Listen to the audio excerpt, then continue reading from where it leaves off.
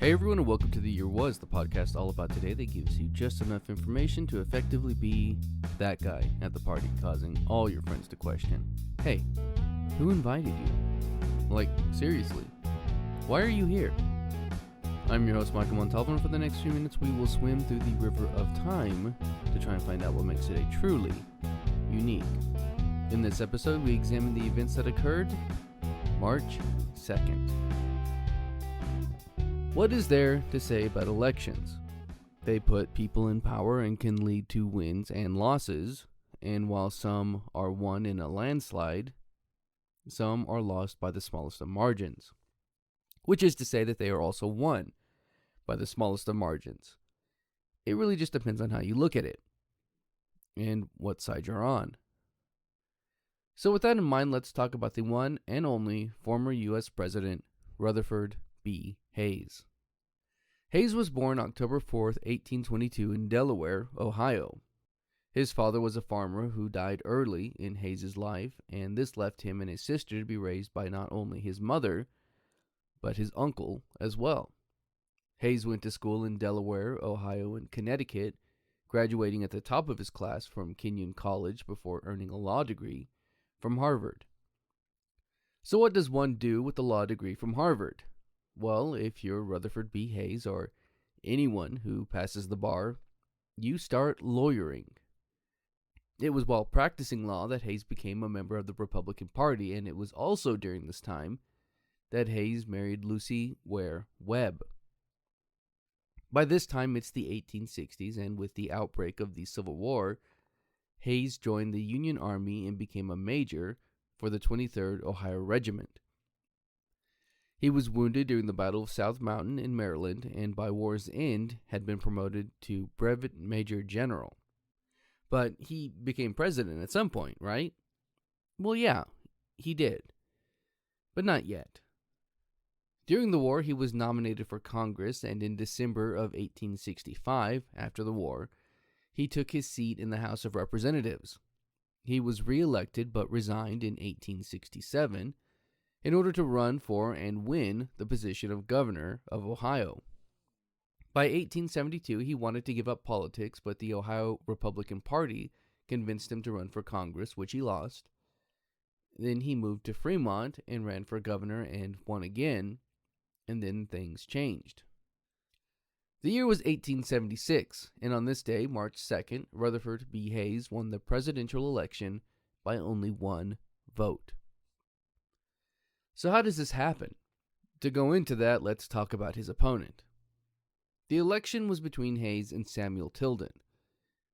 Tilden was a railroad attorney who worked against unions only until he became wealthy. It was then that he switched sides and began to fight for the unions.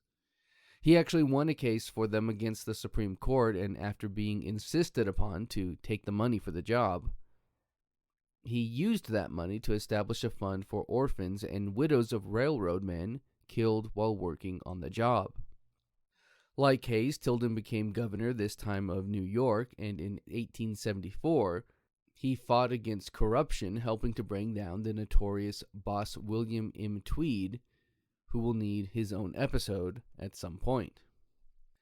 So the political race was on, and yada yada yada. Tilden won the popular vote as well as 184 of the electoral votes, with Hayes only receiving 165.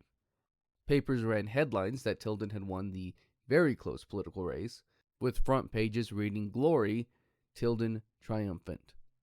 But then there were some states that the results were contested in, those states being, of course, Oregon, South Carolina, Louisiana, and Florida. These votes totaled to about 20, and allegations of fraud were rampant. Neither side wanted to call it a loss, and both claimed victory, and so a special committee made up of 5 House representatives, 5 Senate members, and 5 members of the Supreme Court. They set up this committee so that the majority winner of these 15 would receive the electoral votes for these states. 7 Republicans, 7 Democrats, and 1 Independent met, and in the end, the vote came in for Hayes, and the 20 electoral votes went to him, along with the 1-vote majority to win the presidency. But here's the thing. As I said, voter fraud was rampant, and both sides were very much guilty of it. Democrats were also angry at the outcome and threatened to filibuster the results when the House went on to confirm the results. We don't know this for sure, but it's widely believed that some kind of backroom deal was made to push Hayes through and end the talk of a filibuster. We also don't know what was promised at this alleged meeting, if it did take place, which it probably did. It most likely had something to do with the Civil War. Most believe that the Democrats agreed to let Hayes become president in exchange for Union troops moving out of the former Confederate states and the abandonment of Reconstruction of the South. Another reason Hayes was most likely selected was because he promised to go against the spoils system that Ulysses S. Grant had incorporated. Basically, this meant he refused to give any political position to any of his friends or anyone related to him by blood or marriage. That's going to do it for us today. If you like this podcast and want to hear more, give us a rate and a review. That helps me out, helps steer us in a direction that is hopefully good for all. If you're watching this on YouTube, you can find the Year Was audio version on your podcast app of choice. You can find me on social media and at YouTube at the Apple Cider Club. And as always, I want to thank the Tim Kreitz Band for our musical theme. And thank you for listening. We'll see you next time.